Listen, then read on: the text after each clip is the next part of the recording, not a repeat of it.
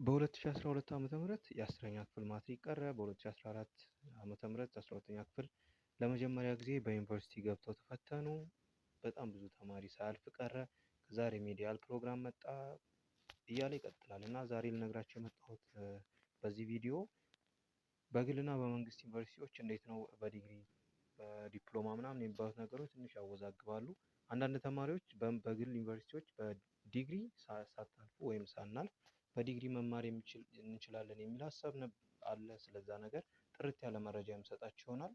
ለቻናል አዲስ ከሆናችሁ ሰብስክራይብ አድርጉ። ይህን ቪዲዮ ደግሞ እስከ መጨረሻው ተከታተሉና ጥርት ያለ ኢንፎርሜሽን ተጠቅሙ ማለት ነው። እና ምንድነው ከዚህ በፊት የትምህርት ስርዓቱ ሳይቀየር በፊት 2012 ላይ በነበረው 2011 ላይ የተፈተነ የ10ኛ ክፍል ተማሪ ማትሪክ ባይመጣለት የግል ኮሌጅ ገብቶ በዲፕሎማ አካውንቲንግ ምናምን ገብቶ መማር ይችል ነበረ። በዲፕሎማ ተምሮ የሚሰሩ ሰዎችም አሉ። አሁን 12ኛ ክፍል ገብቶ ደግሞ 12ኛ ክፍል ማትሪክ ኢንተራንስ ውጤት ያልመጣለት ተማሪ በዲግሪ ገብቶ መማር ይችል ነበረ። የሆነ ውጤት አለው ወድቆ ማለት ነው፣ ውጤት ሳይመጣለት። ያ ነገር ነው እንግዲህ 2012 ላይ የተቀየረው ማለት ነው። ከዛ 2014 ላይ ፈተና ሲሰጥ 2015 ላይ የወሰዱ ተማሪዎች 3.2%፣ 3.1% ወይም ደግሞ ወደ 31,004 ተማሪዎች የ12ኛ ክፍል አለፉ። ወደ 70,000 የሚጠጉ ተማሪዎች ለሪሜዲያል ፕሮግራም አለፉ ማለት ነው። ያም ደግሞ የተወሰነ ፐርሰንት ከማለፊያው ተቀንሶ ለማለፊያው የተጠጋጋ ውጤት ያመጡ ተማሪዎች ሪሜዲያል ፕሮግራም ተማሩ ማለት ነው። ስለዚህ ከዚህ በኋላ ነበረ በግል ዩኒቨርሲቲ ገብቶ ሳያልፉ ቀርተው ዲግሪ መማር የቆሙ ማለት ነው። ስለዚህ ምን ልላችሁ ፈልጌ ነው፣ በመንግስትና በግል ዩኒቨርሲቲ ዲግሪ ለመማር የነጥብ ልዩነት የለውም።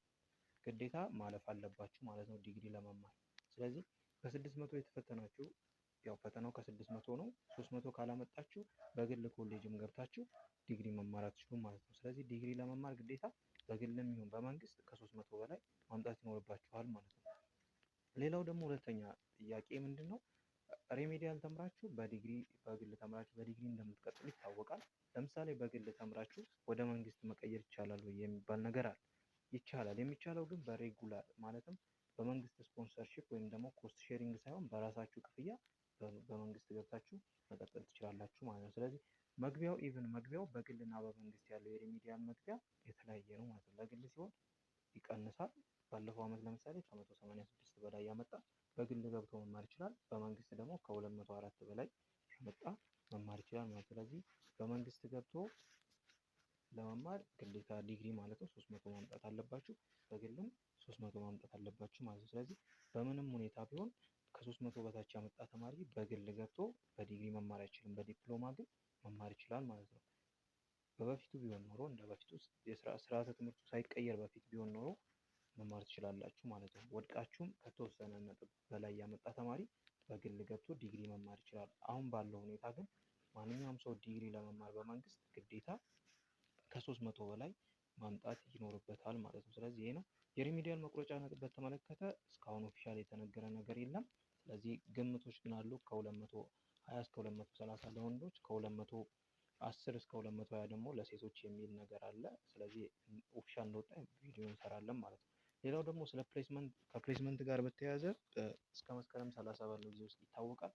ተማሪዎች ደግሞ እስከ ጥቅምት 7 ባለው ጊዜ ውስጥ ወደ ዩኒቨርሲቲ ይገባሉ ተብሎ ይጠበቃል። ስለዚህ ልክ የቀጥታ 12ኛ ክፍልን ያለፉ ተማሪዎች ምደባ ከተነገረ በኋላ የሪሜዲያል መቁረጫ ነጥብ ይነገራል ማለት ነው። ፕሌስመንታችሁን እስከ መስከረም 14 ድረስ አስተካክሉ እንደተባላችሁ ታስታውሳላችሁ። ከዛ በኋላ ያለው ነገር ምደባ ይካሄዳል ማለት ነው። በ44ቱም ዩኒቨርሲቲዎች ምደባ ይኖራል። ከአዲስ አበባ ከሁለቱ ቴክኖሎጂ ዩኒቨርሲቲዎች በስተቀር ሁሉም ዩኒቨርሲቲዎች ምደባ ይኖራቸዋል። ከዛ በኋላ ተማሪዎች መግባት ይጀምራሉ። ሪሜዲያልም መቁረጫው ነጥብ ይነገራል፣ በመንግስት በግል ተብሎ ማለት ነው። ከዛ በኋላ የእናንተ ምደባ ይኖራል፣ ትገባላችሁ ማለት ነው። ዋናው የዚህ ቪዲዮ ፖይንት ግን በመንግስት እና በግል ያለው ዲግሪ ለመማር ያለ ልዩነት ምንም ልዩነት የለም። ከ300 እና ከ300 በላይ ያመጣ ተማሪ ብቻ ነው ዲግሪ ገብቶ መማር የሚችለው ማለት ነው። ስለዚህ ይህን እያሰባችሁ አትወዛገቡ፣ ግዴታ ማለት አለባችሁ ማለት ነው። ስለዚህ እንደ ድሮ እንደ በፊቱ በግል በመንግስት የሚባል ነገር የለም። ማለቴ ዲግሪ ለመማር እኩል መቁረጫ ነጥብ ነው ያለው። ግን ለቴክኒክና ሙያ ቲቪቲ ይወጣል እንትን መቁረጫ ነጥብ ለሱ ይለያያል፣ ለሬሜዲያልም ይለያያል። ዲፕሎማ ግን ዋናው የ12ኛ ክፍል ሰርተፍኬት ካላችሁ በየትኛውም ውጤት ዲፕሎማ መማር ትችላላችሁ። በአካውንቲንግ፣ በማርኬቲንግ፣ በቢዝነስ በማኔጅመንት ምናምን ገብታችሁ መማር ትችላላችሁ። ቴክኒክ እና ሙያን ገብታችሁ መማር ትችላላችሁ። ዲግሪ ግን ተመሳሳይ ነው ማለት ነው። ስለዚህ አዲስ ነገር ካለ በቀጣዮቹ ቪዲዮ እናሳውቃችሁ ይሆናል። ስለ ሪሚዲያል አዲስ ነገር ሲኖር በቴሌግራም ቻናላችን እናሳውቃለን። ቻናላችን ጆይን አድርጉ፣ ሰብስክራይብ አድርጉ ዩቲዩባችን።